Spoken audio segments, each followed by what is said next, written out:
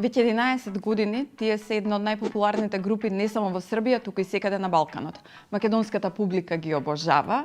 Минатата година на Макфест освоија награда, преработија песна со Тоше, снимија дует со Тијана, а денеска прв пат Фрајле, мои гости во студиото на Репортер.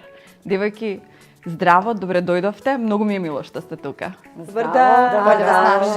Takođe. Вие вчера пристигнавте во Скопје. Дали имавте време малку да се прошетате, да го разгледате градот, да се одморите? Evo da. Imamo. Njih dve su već bile u šoku. Da, imamo vremena. Jako volimo da dođemo u Makedoniju, jako volimo da dođemo u Skoplje. Već smo ugrabile par sati. Znate, ja smo bile do Old Bazara malo na baklave, bile smo malo u šopingu, da doručkujemo, tako da već smo malo obišle i centar.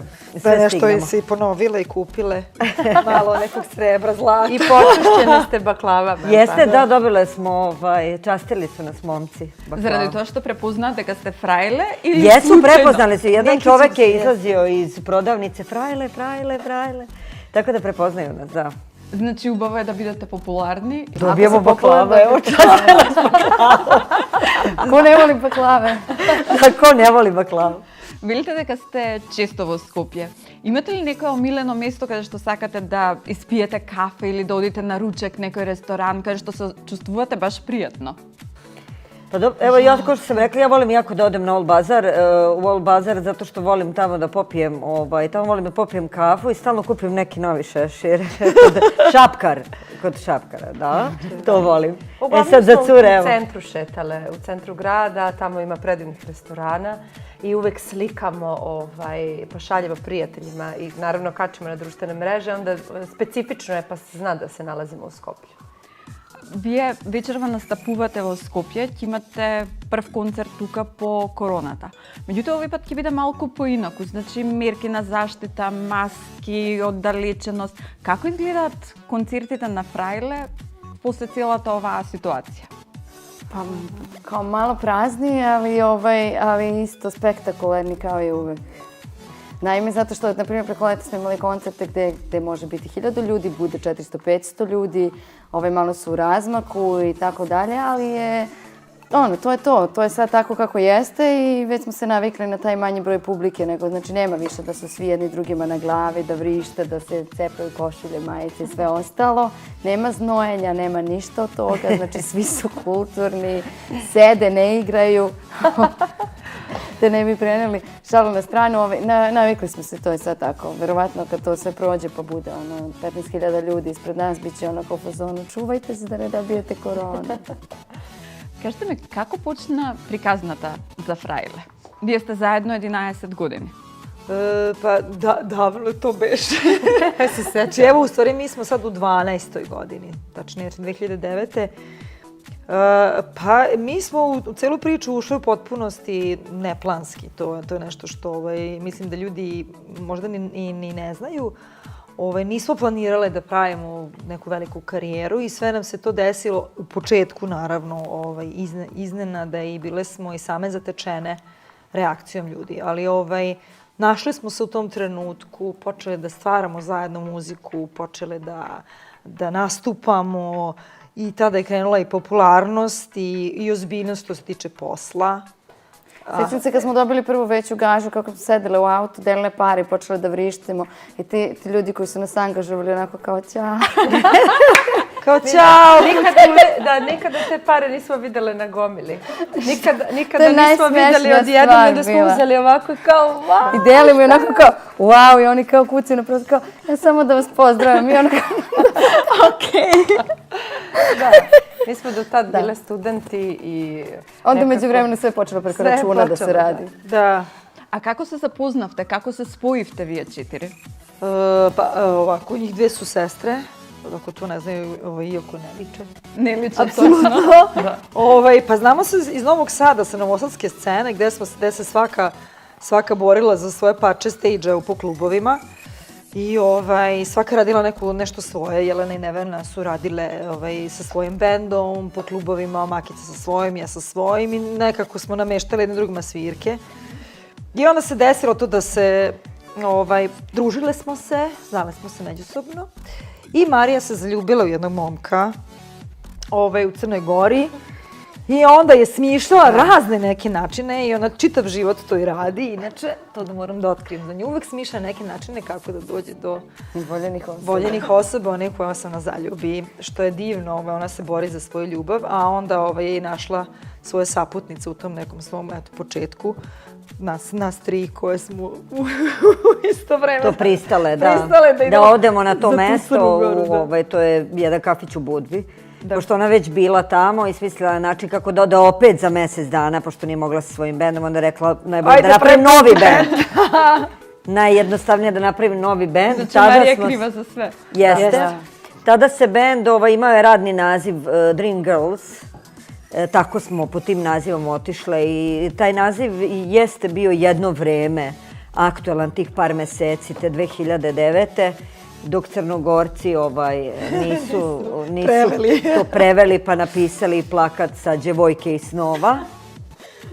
Tako da još par meseci je trajalo to ime i tih meseci radnih smo napisale prvi put zajedno pesme, to je bila pesma Ihlibe Dih.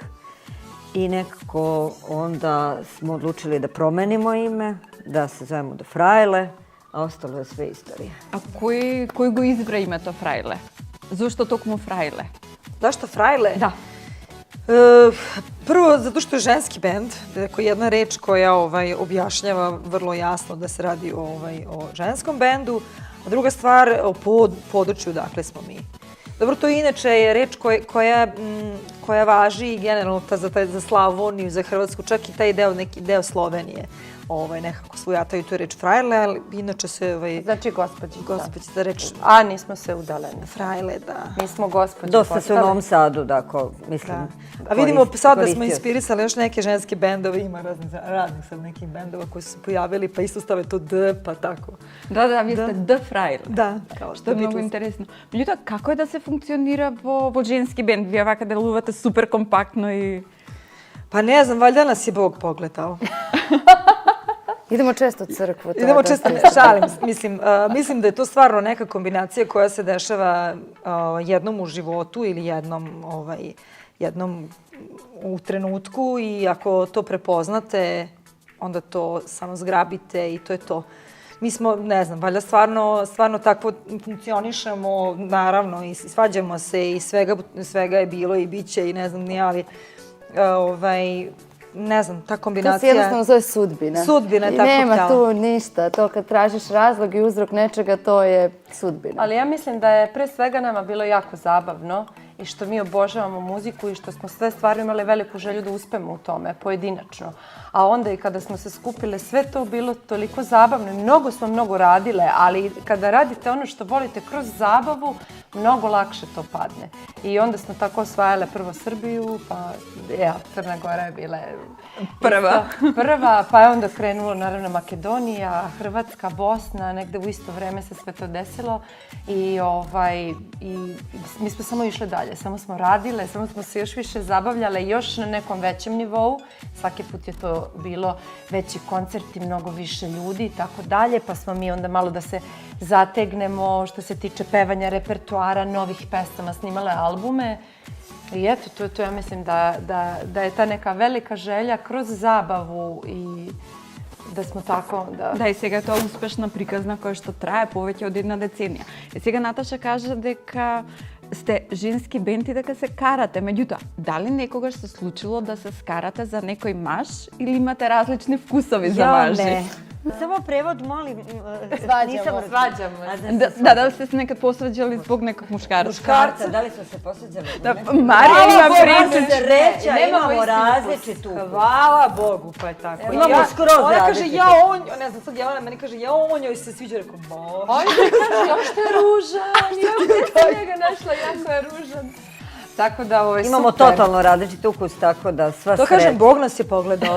Mislim, stvarno, ako što se svađamo se, šta stoji ili neka, to meni ne stoji, ne znam, od garderobe, neću to da nosim. Da, uglavnom su neke rasprave što se tiče posla i tako toga, ali ovako...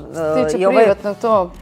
Ovaj gore je stvarno nekako to tako napravio da stvarno nemamo isti ukus nikako i da ne znam, kada smo recimo sve 4 zajedno u nekim privatnim aktivnostima, recimo na odmoru i tako na moru, tu je savršeno sve, divno se zabavljamo, što je rekla i Jeca, zabava je nešto što nam onako sve 4 obožavamo to, da. Jedine neke, ajde da kažem, nesuglasice dolaze oko posla, u smislu kako možda nešto treba da izgleda ili kako pesma treba da zvuči ili koja pesma treba da se izbira i tako. To su neke nesuglasice. Ali ovako privatno zabava, to nam je 1/1. Da. Tu se slažem. Kao ne karamo se privatno. Da. Kažeš? Ne karamo na tuži. Кога сме веќе кај приватното и мажите, морам да ве прашам, дали сте во врска? И пошто рековте дека сте господици, па дали сте заљубени? Šta je ovo vrska? Veza. A u vezi. Da li smo vezama? Pa ja nisam. Како ви е љубовниот статус? Ja nisam. Ja sam zauzeta i super mi je, baš sam zaljubljena. Isto. Da, ovo je ekipa koja je zaljubljena u vezi, a ovo je ekipa slobode. Ja tražim soulmate-a svog. Da, isto. Nataša i Dobro, ja. mi malo imamo visoke kriterijume, s obzirom da nam je pre korone tako Ne bih rekla da su visoki.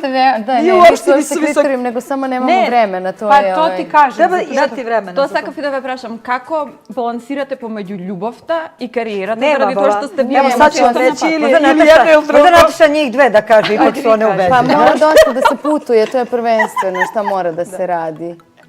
Da se putuje, onda mora dosta da se bude na socijalnim mrežama i da kao da se čuješ i da se viđaš na FaceTime ili gdje. Ja mislim da je video call presudan, zato što kada nekog ne vidite jako dugo, ipak je to neka zamena. Tako da kažem, kad već niste u istom gradu ili šta god, onda možete pijete kafu, može taj neko da prisustuje prosto drugačije i na taj način. Naravno da ugovarate viđanje, jer bez tog kontakta... Naprimjer, Jeci je veliki problem, njoj je momak u Holandiji i onda sada ona ne mogu da se vide već mesecima zbog mera koji stalno, na primjer, holandska vlada dovodi na uštrb veza. Veza i ljubavi. Tako da apelujemo na njih da... Da, ona sad mora da dokazuje vezu. Ja sad moram da dokazujem vezu. Ja sam, ljudi moji, smislila jedan super plan da snimim vas zajedno jedan video gde one govore ambasadi gde mi potvrđuju stvarima ljubavni status. Da možda da te pušta do Holandije.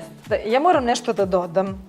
Ja sam baš, apropo sad ove priče, mi jako volimo Makedonce. Da. Znači, muškarci u Makedoniji su super. Ja sam imala baš jednu, ljubav ovde. Значи ќе прашам дали имаш некој од вас дечко македонец? Da, jako ova ekipa Saka Makedonija. I kakvi su Makedonci? Sakame. Pa, meni se dopadaju, ajde kažem da sam stvarno imala 2 momka, jedan je polumakedonac, a ovo je baš Makedonac i divni su, topli, pravi muškarci. Pravi muškarci, malo, nema ih baš puno. Da.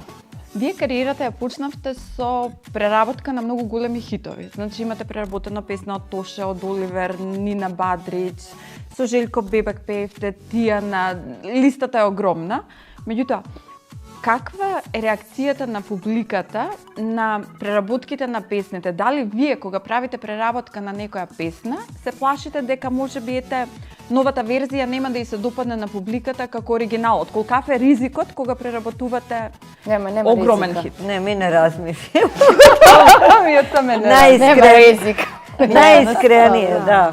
Jednostavno nema rizika. Najbolja je stvari da uzmemo neku pesmu koja ima neki aranžman koji je vrlo specifičan, baš za taj period kad se ta pesma, na primjer, pravila i koji nije specifičan, koji nije kao ono kao odavde do večnosti aranžman, nego je kao malo, je kao više zvuči kao neko doba, neko drugo doba i onda je to, na primjer, to je onako jednostavnije uzeti. A i genijalno nama jednostavno 4 vokala i 2 gitare, malo akustičniji instrumenti, mi čim zapevamo. I još jedna stvar, mnogo nam je jednostavno, na primjer, muški izvođači, da pošto već su muški, mi žene, tako da i to je isto lako, tako da ne razmišljamo. Ja mislim da mi to shvatimo kada sednemo, naš 4, odlučimo koju ćemo pesmu i onda krenemo da pevamo. I tu po toj energiji mi vidimo da li to radi ili ne radi. Dešavalo se da nam pesme da nam nije Što bi rekli drugovi narodnjaci, hoće li biti bakšiš od nje ili da. neće? Znači, da li smo naš 4, kada je zapevamo, da li se naježimo, da li imamo da kažemo wow kako ovo zvuči i mi smo u stvari taj parametar koji će reći ova pesma mora da ide.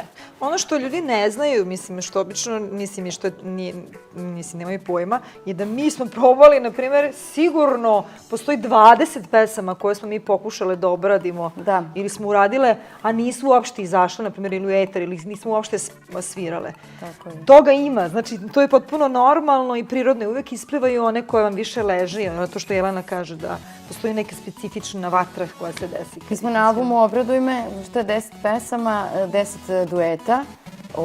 Mislim, prvobitno to bilo, ne znam, svakakvih ideja i bilo je gomilu pesama koje na kraju kad smo uradili nisu ušle. Ili nešto što imamo veliku želju za nekim pesmama, jednostavno ne zazvuči, nešto nam fali i to je to. Tako da ovo što čujete, to je najbolje od nas. Да. А какви се реакциите пак на музичарите со кои што соработувате кога ќе ја слушнат преработката на вашата песна? Например, Оливер Драгоевиќ, например, што ви кажа кога ја слушна преработката на неговата песна? Pa, Oliver je imao ima jedna super anegdota. Mi kada smo odsvirale Meni trebaš ti, to je bilo na Rujnićevim večerima.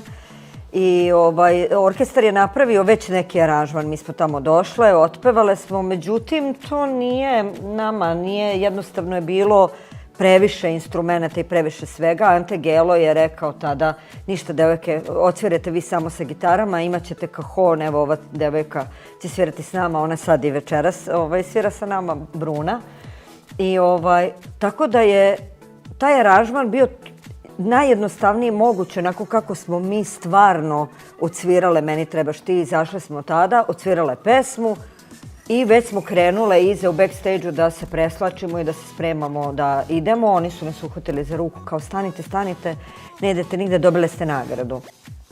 Nama je to bilo ono kao otkud nagrada, s obzirom da tada u Splitu na Runićevim večerima najveća imena dobijaju nagradu, a mi smo tada došle, to je naše drugi put da smo tamo. Nismo još bile veće ime. Da, to su bili koraci ka hrvatskoj sceni. To je bio tek neki početak. I tada smo dobile Runićevog Galeba i onako bile smo presrećne, iznenađene. Nismo mogle da verujemo. Sve i kada smo otišli iza, Oliver nam je prišao čestitao, kaže, pa devojke sad ste dobile Galeba, pa kako ćete podeliti, šta, neko će dobiti krilce, neko batačiće. Tako da njemu se jako mu se svidelo mu se i to i neke i druge obrade. Mi smo svirali Nedostaješ mi ti i Rupice na vradi i Naša ljubav je kraj, tako dalje. Mi smo sa njim i par puta izvele Nedostaješ mi ti na istoj bini, tako da to je bilo wow. To je baš bila velika čast. Од друга страна и Здравко Чолич сега скоро за вас кажа дека фрајле се во мода и дека се можеби најдоброто нешто што во моментов се случува на Балканот. Какво е чувството кога ќе добиете комплимент од музичар од негов калибар, буквално музичка легенда? Ja, to je bilo strava. Da. Mi smo mu priredili iznenađenje u jednoj emisiji u Sarajevu. On je bio gost i mi smo došli i odsvirale Ostani. Ali bili smo u mraku, on nije znao da ćemo mi uopšte biti tu i to je bilo totalno iznenađenje za njega, iznenađenje i za nas i za njega i svi smo bili onako u nekom blagom šoku i onda je posle tog blagog šoka on je naravno uživao u našoj interpretaciji i onda je počeo da nas hvali toliko da ono kao otprilike bilo. Pa mi smo sve ovako kao Čola. Tako da je, mislim, stvarno genijalno kad Čola tako nešto kaže. I kad sviraš zapravo Čola koji peva uvek celom svetu, stalno i sad si kao ti si neko ko treba Čolo da impresionira. Svirali smo u Mostani i Tabakeru, da. Da. Jesmo Tabakeru svirali? Da. Ви одржувате концерти во големи сали, одржувате клубски концерти, меѓутоа одржувате концерти на најнеобични места. Еден од нив е во авион на 10.000 метри. Како се случи тој концерт? Дали беше планирано или спонтано во моментот решивте дека окей, сега ќе почнеме да пееме, ајде правиме концерт? Pa mi dobijemo poziv. Do pre 10 godina. To je baš bilo u tom nekom periodu kada smo mi imale toliko posla i puno nastupa, čak u jednom danu. I taj poziv za avion je Nevena mislila da je neko zafrkava. Telefonom mislila da je neka zafrkancija i ispustila slušanje. Ne neko, nego vi. Da, kao mi da zafrkavamo. Međutim, i stvarno se ispostavilo da je to bila ideja organizatora Exit festivala, tada 2010. godine, jer mi smo tad nastupale na jednom od stage-eva i to je bila kao ideja da mi zasviramo gore u avionu i pred publikom koja dolazi prvi put na Exit festival, na primjer iz Londona. Tad smo leteli za London. Pa mi smo inače svirali u Evropskom parlamentu, predstavljali smo Srbiju u Briselu. Zatim bio je Svetosavski bal u Parizu gde smo na brodu imale koncerti dok smo plovile Senom, tako na hidroelektrani, svuda smo stvarno imali, u vrtiću, bile smo i u staračkom domu, bile smo, ja više ne znam da nabrojim gde smo sve bile, to su sve neka neobična mesta, jer postoje ljudi koji ne mogu da dođu na koncert, onda smo mi želele da dođemo kod njih. Tako da eto, to su sve neke stvari, mogli bi opet. Da, u Kamenicu na onkologiji. Da, tamo smo se svirali. U bolnici, da.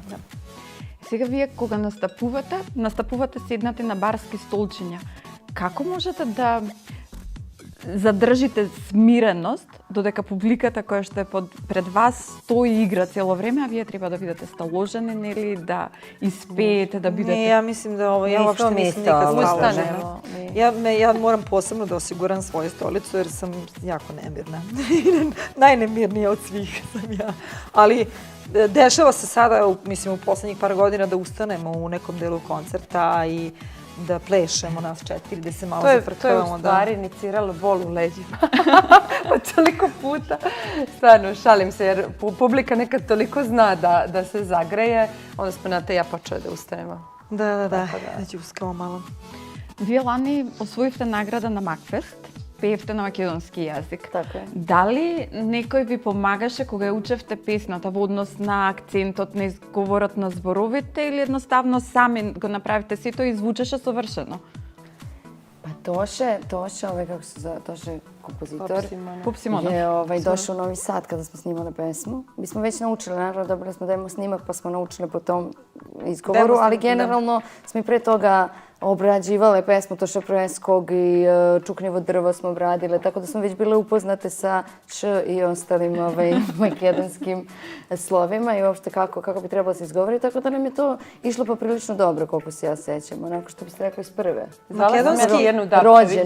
Kada smo sve to uvežbale, onda sam je zvala Tijanu i kažem, ajde moraš sad pre nego što snimamo da kažeš da li je dobro. I onda ona, ja, super, može to studio. Od svih nekako balkanskih jezika, mislim, makedonski je najmekši i najpevljiviji. Da, jeste baš pevljiv. Da. Јас имам впечаток дека српскиот е многу попевлив јазик од македонски. македонски. Je baš pevljiv. Je ubavo. Ja baš sam juče u autu rekla kao Makedonci su za 3 klase iznad svih nas kolektivno u muzici. Znači stvarno vam je genijalna muzika i produkcija i radio stanice i sve je super. I pretalentovana. Treba ste srećni jako zbog toga. Mi smo prvi put, bio je koncert u Bitoli kada je cela publika u 3 glasa pevala i mi smo bile šokirane da ljudi pevaju u 3 glasa kao hor, kao da su vežbali. I to nam je stvarno prvi put, ja mislim da se tad desilo u Makedoniji. Na pretalentovan narod. Da, i svi su nešto prelepo pevaju, muzika je toliko različita. I rasterećeni nekako po tom pitanju. Вие често пеете во Македонија. Што мислите, што е тоа кај вас, што толку многу ја привлекува македонската публика, па концертите ви се секогаш преполни? Не само што се преполни, него секогаш е журка, фешта. Da, mislim da je u stvari, ko što mi volimo isto, evo sad što su cure rekle, za vas da jednostavno nekako muziku posebno doživljavate.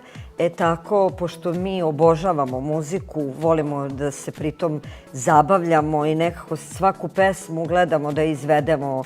A i lepo pevamo, nije da I lepe smo. I mislim da je tu nastala neka konekcija u toj vrsti zabave, te vrste opuštenosti u muzici i u svemu tome. Tako da mislim da je tu nastalo Ali to jeste, mi jesmo dosta životni i to jeste negde klasifikacija svog balkanskog naroda. Mi stvarno, hvala Bogu, imamo takvu publiku u cijelom regionu koju stvarno voli. I mislim da je to baš pitanje toga, te neke životnosti na našim koncertima, gde sve je jako spontano, s jedne strane vrlo uigrano, organizovano i sve ostalo, izvežbano i tako dalje. A s druge strane gde je sve dosta spontano i puno života i energije. I to je ono što verovatno ljudi vole i prepoznaju i kao hvala. Tako da je to super. Едната од вас е правник, едната е еколог, Ja i zaboravim. едната е професор по француски Tako smo i sele, kako reći. и едната е психолог. Дали има моменти кога викате, окей, ја оставам музиката и ќе се посветам на професијата за која што студирам? Sad teško, pošto se muzikom više bavim nego profesijom koju sam studirala, tako da no way. Ništa od mene kao pravnik, to je to. Završila sam karijeru. Pa mene su već bili pitali u nekim akcijama da učestvujem, ali kao frajla, jer se moj glas daleko čuje, pa kao ekolog, tako nešto, da im pevam tamo na tim Ивенти, Da. Ne, nikad. Dobro, pevaš na francuskom. Evo na francuskom, pa dobro, mislim, jezici, ali u tom nekom smislu, Karijernom. karijerno ne. Niti se tu negde vidim. Tako da, muzika. Pa ja ne znam, voljela bi možda da spojim te dve stvari nekako. Da možda probam da nešto spojimo, muziku i psihologiju, neka muzikoterapija i tako, što da ne. Meni je to jako interesantno i vrlo inspirativno. Jeste da ovih 11 godina smo stvarno onako, sve nam je bilo muzika, sve nam je bilo koncerti, putovanja i tako.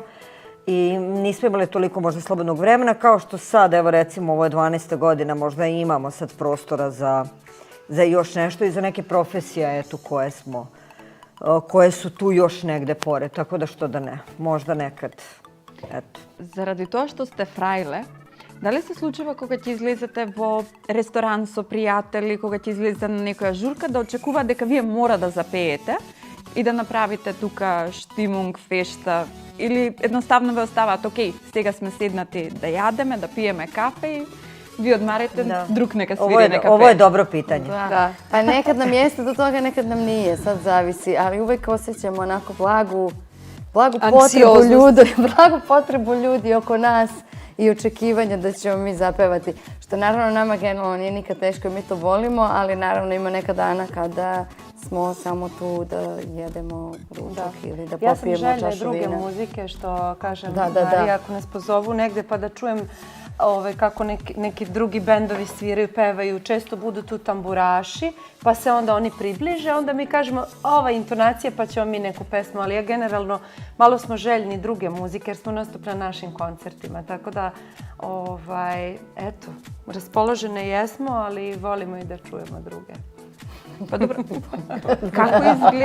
како изгледа животот во Куфери? Цело време да сте на пат, на турнеја, со фанови, интервјуа, новинари, лесно ли е, тешко? To je jedan život na koji morate biti spremni. Znači, prvo morate imati duple stvari kod kuće, što se tiče počevši od kozmetike. I naravno da znate gde su vam sve stvari i koje kostime i nosite tad na put i da li vam je to čisto ili nije čisto i da li imate sve što vam treba za scenu i tako. Znači, to je konstantno ti je u glavi kako ćeš se spakovati, u koliko torbi, imaš nekoliko kofera, mi stalno kupujemo kofere i gledaš da ti bude nekako najpraktičnije što se toga tiče. Biti spreman u smislu da imaš navigaciju, da imaš TripAdvisor, gde je dobra hrana, gde je ovo, gde ono, kad se nalazimo u nekim gradovima gde smo prvi put, ali obično, pošto smo već toliko na putu, vrlo dobro znamo šta se gde jede, u kom gradu, gde se izlazi, koji je hotel dobar, koji nije i tako. Mislim, to je jedan nomadski život na koji morate biti spremni i treba da imate dosta energije za njega, jer svako veče menjate krevet, uvek ste nekako u kontaktu sa novim ljudima i za to treba imati energije. Ви фалело ли сите овие патувања, дружења во време на короната? Јас некаде слушнав ваша изјава дека прв пат заради короната вие долго време не сте се видели, дека тоа е најдолго да не сте заедно во овие 11-12 години колку што функционирате како фрајле. Možda jeste. Pa da, jeste sigurno. To jeste, ali to je bilo samo tad. Naprimjer, cijelo leto smo provele vrlo burno zajedno, provodeći se po Primorju i čekajući koncerte. Znači, otišli smo u Hrvatsku i imali smo Splitski festival i bili su još neki koncerti zakazani, pa su onda neke mere donešene, pa odnešene. Nebitno, bitno da smo mi bili u Splitu, Nata je bila u Vodicama, ali otprilike recimo da smo 2 mjeseca bile na moru i da je to jedan period onako dosta, da je ovo leto uspelo, bar što se toga tiče. Ali ja mislim da je korona donela u stvari prvi put da smo se zaustavile posle 11 godina i lično meni da sam spavala u svom krevetu danima i da nisam pakovala kofer i ja sam tad shvatila šta se desilo svih ovih 11 godina, jer ja to nisam doživala. Kako izgleda neki, da kažem, normalan život kada si non stop u stanu, mislim, kada si jednostavno, nije ni to bio normalan život jer smo bili zatvoreni, ali nikada nisam toliko dugo spavala u svom krevetu.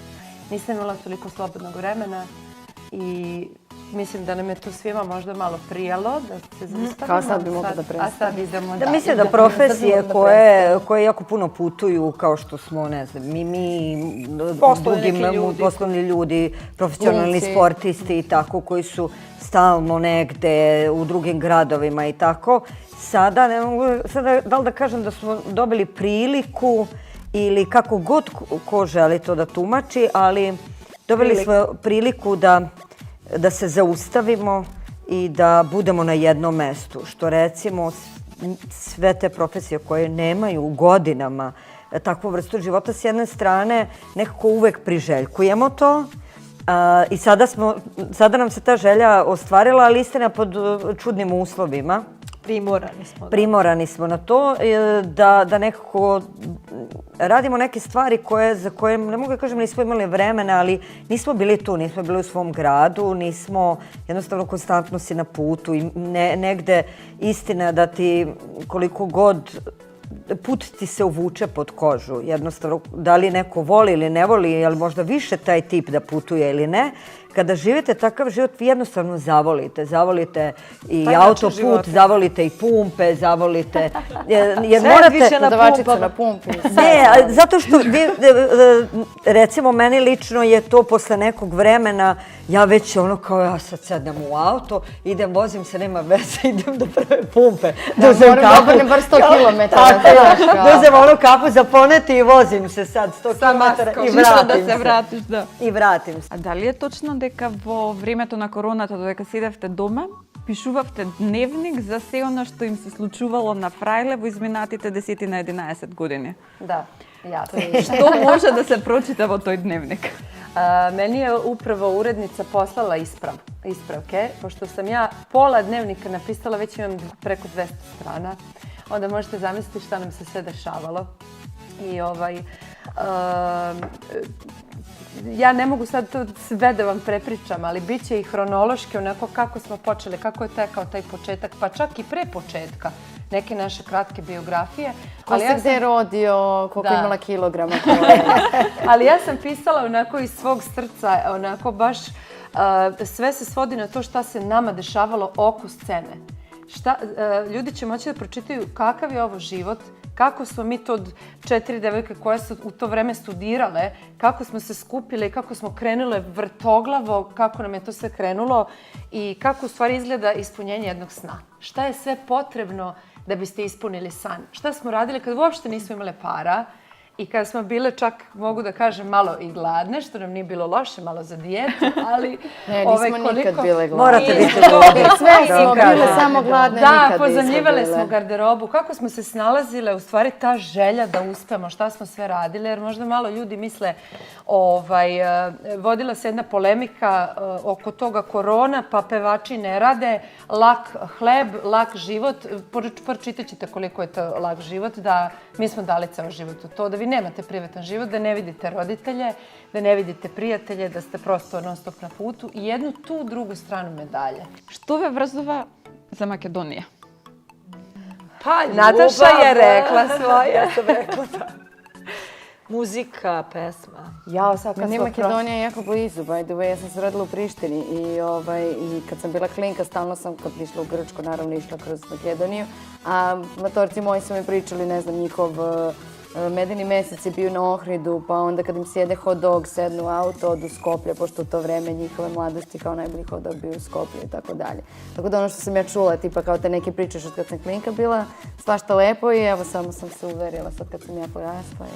Sreća pa smo došli autom, tako da mi imamo mesta za šta se Paprike, rekla Maki, pa za paprike, gajbu, paradajza. Uzimamo po gajbu svaka jer to... Ќе купувате пиперки за Ајвар? Mislim da da.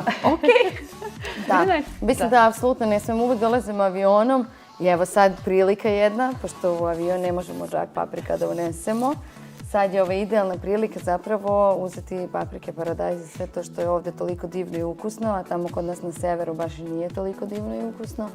Da, lepo mi to u gepek i... Šta ste vi rekli, baklave ćete poći? Baklave kupile, da. Ja sam možda od prvog puta kad smo došle, to cure znaju, ne znam koja je točno to godina bila, rekla da sam definitivno zaljubljena u Makedoniju. Mislim, to je zaljubljena sam u vašu dušu, jer imate neku predivnu, neposrednu dušu i to se vidi i kroz godine i godine koliko mi dolazimo, sada i kroz prijateljstvo i tako dalje. A negde među prvim godinama koje smo došle nismo mogli da nađemo put, nešto nas navigacija odvela na neki drugi kraj. Mislim baš da smo bile u Skoplju. I samo smo izašli na ulicu da pitamo čoveka jednog da nam samo kaže gde je taj hotel. Emo što je on izašao iz svoje prodavnice, emo što su sad ljudi svi, pa su seli u auto, pa nas vodili do hotela, pa... Ja kažem, neverovatno je koliko ste divni, neposredni i nekako da učinite da kogod dođe kod vas onako osjeća se najbolje moguće gostoprimstvom i uvek punog stomaka idemo. Uvek. Ne, ja mislim da Dada Topić i Tajan pesma Makedonija definitivno svaka reč slika, dobili ste bukvalno kao neku mini himnu u rock kulturi, kao ta pesma i svaka reč iz te pesme bukvalno opisuje i državu i narod i podneblje čitavo. Nemojte da mislite da ovo sad govorimo samo zato što sedimo ovdje u Makedoniji, mi da sedimo u Novom Sadu isto bi rekli. Tako da znate. Девојки, јас ви благодарам што дојдовте, што одвоивте време пред концерт. И се надевам дека ќе се видиме повторно, дека ќе ни дојдете во студио. Hoćemo, hvala vam na poziv. Vidimo se.